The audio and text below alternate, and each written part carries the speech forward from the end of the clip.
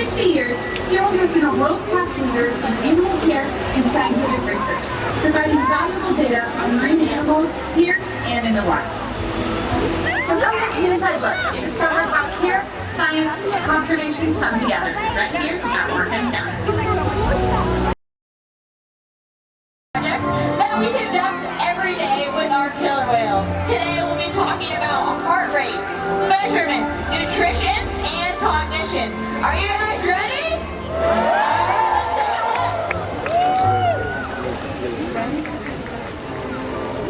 Killer whales live in a world of sound, and they use it to communicate, navigate, hunt, and understand their environment. Here at SeaWorld, our whales participate in a hearing study that helps scientists understand what frequencies in sound duration killer whales can hear. We start by placing an underwater hydrophone system in the environment.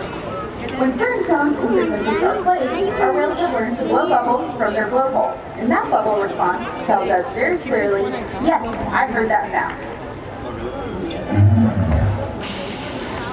This allows researchers to map hearing ranges in a way that would be impossible to do with wild whales. By understanding exactly what killer whales hear best and what sounds are most disruptive, scientists can work towards reducing noise pollution and creating safer ocean environments. All right, thanks, Kayla. So today we're going to be talking about the hearing study. All right, show of hands, you guys. It's a pretty small crowd, so I feel like I can interact with you guys. Who has ever been to the doctor's office before and taken a hearing study, right? You go into the little booth, you wear the headphones, and then you raise your hand when you hear the tone, and then sometimes you're like, did I hear that? Maybe. And the doctor's like, you didn't hear anything, right? So we taught the whales how to conduct that same research. We're doing this project with the Navy. Does anyone know why the Navy would want to find out what killer whales can hear? I saw your hand. Do you want to answer? She doesn't want to answer? Does anyone else have a guess? Transportation, yes. To protect us and to protect the whales. One more guess over here. Noise pollution! Wow! Ace, let's do it right over here. So, that is correct. The ocean is a really noisy place. So you think about the ocean, you think about a calm wave, you're going to the beach, it's nice and serene. Underwater, it's really, really noisy. You have ships, you have cruise ships, you have underwater drilling, you have sonar, you have so much going on underwater that it can hurt the whale's ears. So we are going to ask the whales to come down here at the glass.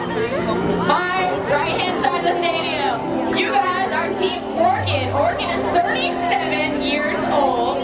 She's right down here at my friend Sam. She's going to come down here, and you guys are going to yell every time you hear bubbles, okay? And then my left side of the stadium, you guys are Team Key. He is 32 years old. He's down here with my friend Rissy. He's going to come down here, and you guys are going to make some noise every time you guys see some bubbles. Now, my friend Taryn on stage, she is going to play an underwater tone for them, and they are going to let us know if they heard it by blowing those bubbles. So they're going to come down underwater. All right, Taryn, go ahead and hit this first tone. This is a high frequency tone. Taryn's hitting that button. Oh, he heard it. He also heard it. Very nice. That's really high frequency. That is the same frequency as our whistles.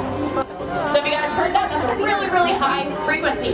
Now we're going to do a mid frequency. So they're going to go back down. My friend Taryn's going to hit a mid-level frequency for them. Very nice. Oh, he already heard it? Orca? Yes. No, she didn't hear that one? I guess not. She forgot what she was supposed to be listening for. Got a little distracted. That's okay. That's why we're doing a lot of different research. We're using a lot of whales to get correct data.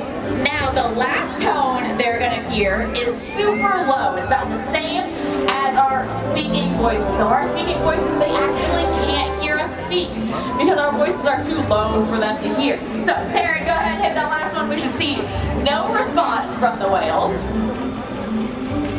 You guys are correct, so I heard no hearing at all. That's right, the whales did not be able to hear that tone at all. So that is really, really interesting about how we're using that data that we collect for not only the ocean, but for our training as well. So, right, you would train a dog or a cat, you say sit. If I tell the whales to sit, they can't hear me. So that's why we're using those hand signals whistle. Every time you hear that high-pitched whistle, that means good job. They can hear that all the way around the pool. They know that they did a very nice job. All right, let's go ahead and give a big round of applause for both teams, Key and Orca. I think he might have won that one. He's our better researcher anyway. So, that is a little bit about our hearing study. We can find out a lot about both their hearing and other animal in the ocean hearing ranges as well to protect all the animals that live both out near cruise ship terminals or in shipping lanes and things like that, and just in the ocean in general. Next, we're going to talk about measurement. So, to hear about our next research study, go ahead and take a look.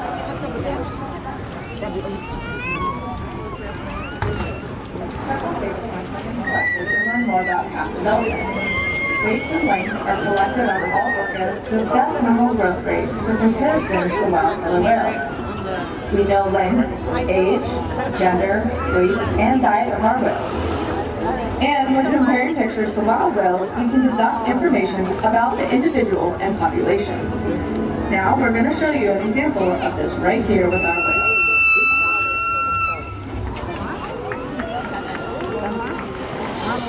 Alright, so we're going to measure a whale. Yes, we're going to use a physical measuring tape to measure this whale. It's a little archaic, but we're going to go ahead and get in there and measure Ulysses. He's one of our largest males. He's about over 9,000 pounds as of this morning. So, we are going to holler out some guesses real quick while he gets in position. We're going to be able to measure his tail loop. So, that is a big old tail on the end of this guy. Does anyone want to throw out some guesses in feet of how long you think his tail is? Yes. 10 feet. Yes. 6 feet. 5. Sure. 4 feet. All right, those are pretty good guesses. Well, come on in here and we'll take a look. We're going to measure his tail and size in feet. Perfect. We do this every single month on the whales. And we measure every single part of them. So their flipper, their whole body. Jenny says it's much longer than even she was thinking. So we do this every single month, Jenny. Oh, I'm gonna have to make a joke here. Parents, cover your ears. Oh, I think they know how long his tail was. Do the kids want to yell it out? 6, 7. Yeah, sure was. Weren't even playing that one at all. All right, that was some pretty good guesses. Now, we're gonna go ahead and tell me a good job. We're gonna measure his dorsal fin. Now, when he slid out all the way, do you want to slide out or you want to ask a pec percent or dorsal percent? Alright, he's gonna slide out. Now, I'm 5'5". When he slides out, I can stand completely underneath him. When you guys look at the whales, it's hard to tell how big they are until you are standing literally right next to them. Jenny has long arms, so I'm gonna give her this one to go on the other side as well. Alright, Jenny, you take that side. I'm gonna come on this side. Here, toss that side over to me. Perfect. Alrighty.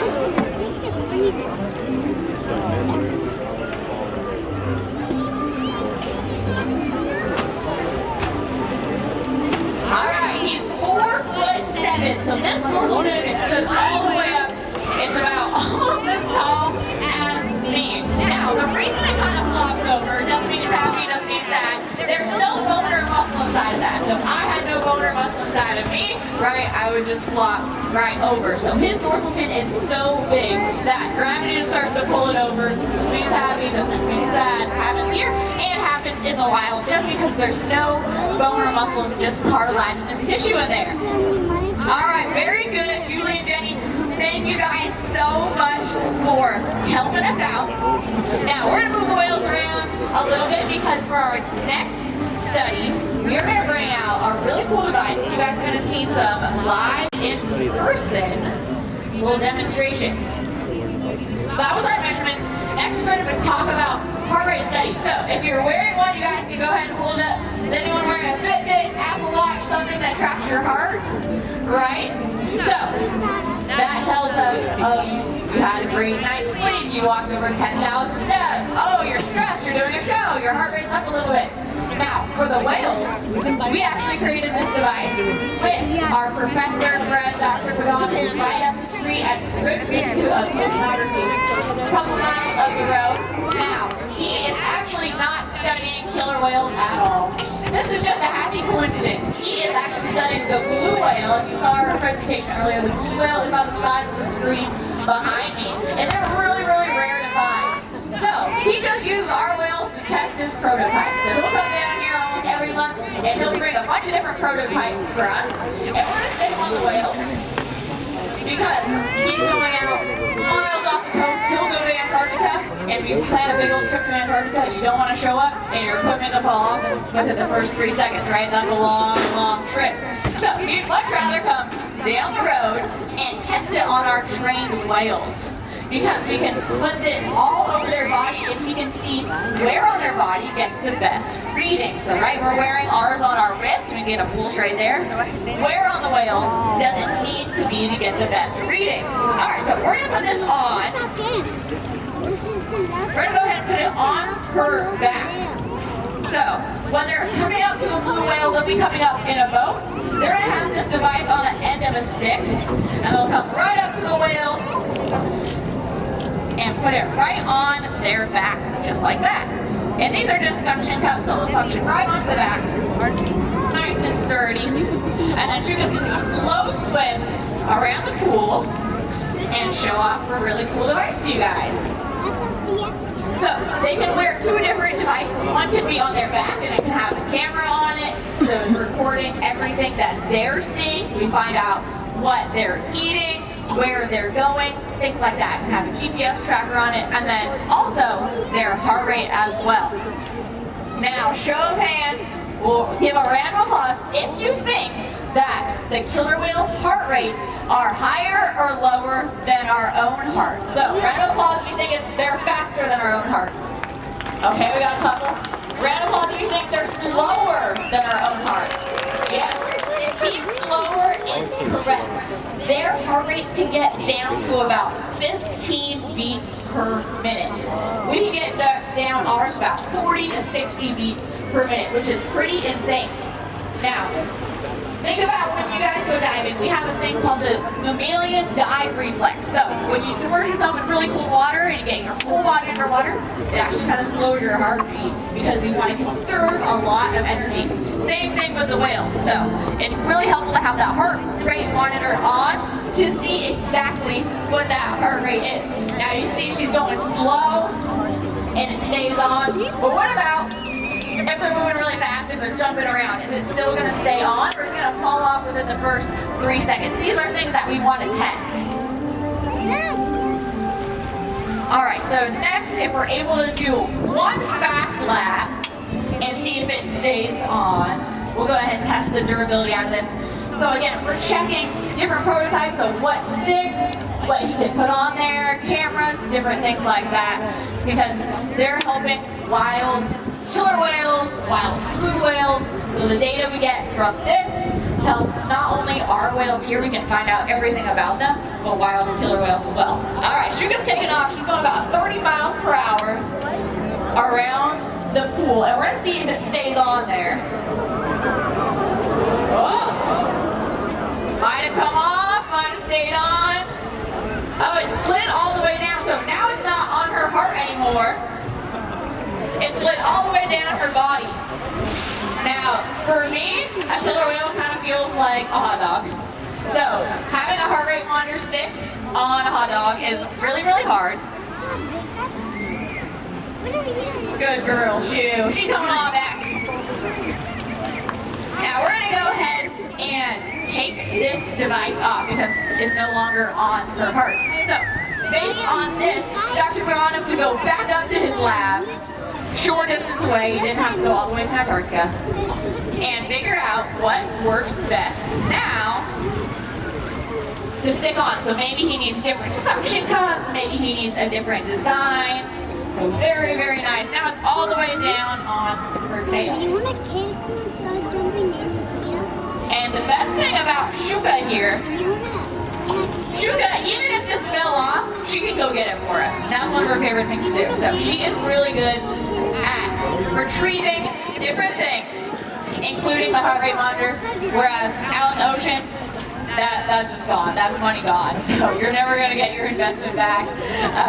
But here, luckily, we can go ahead and ask the whales to get it back for us. All right, one more round of applause for Shuka. She did such a good job. Now she's going to be joined out here by some of her friends probably. And we're going to take one last look at our last research project. Let's go ahead and take a look at the big screen.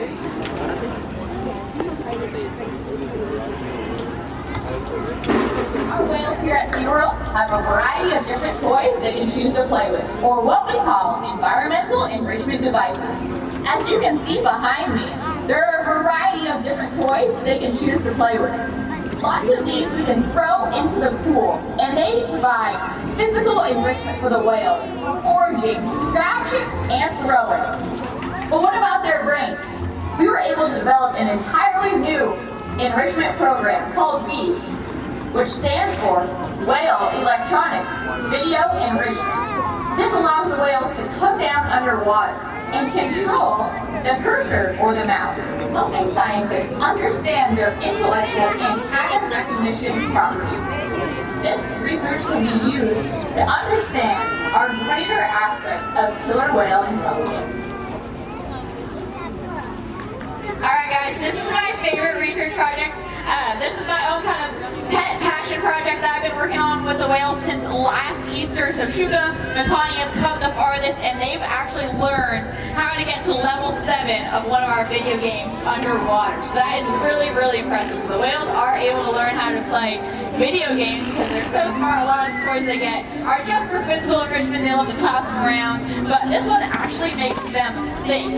Now, how we started training that was we communicated to the whales that the screen has information, and you need to be looking to the screen for information. So, our hand signals we talked about a little bit earlier, I'm going to be doing them right here, and the camera's going to be on me, and the whales are going to be looking at the big screen up there, looking at me virtually. So it's kind of like work from home. If I can get this from home, I can be able to work from home, right? Alright, so the first one we're going to be doing is a fluke wave. So I'm going to take my hand just like this. Whales are ready. I make a big sweep, see if the whales are looking. Orca got it. She's telling Shuka. Very nice. And we should see a fluke wave. So they're not being communicated by the trainers on stage. They're able to look to me, they know me, and they're able to take signals from me, even virtually. Alright, so the next one's going to be a little bit of a hard one. We're watching. Very nice. I'm going to go ahead and spin in a circle, and they should be able to spin in a circle on stage. Very nice. Let's see if they got it. Oh, they got it. Very nice. All right, I think we have time for maybe one more. These girls are so smart. They know over 300 different behaviors, so putting together these things conceptually are pretty cool. All right, we'll do one more. So camera on me. We'll do that one.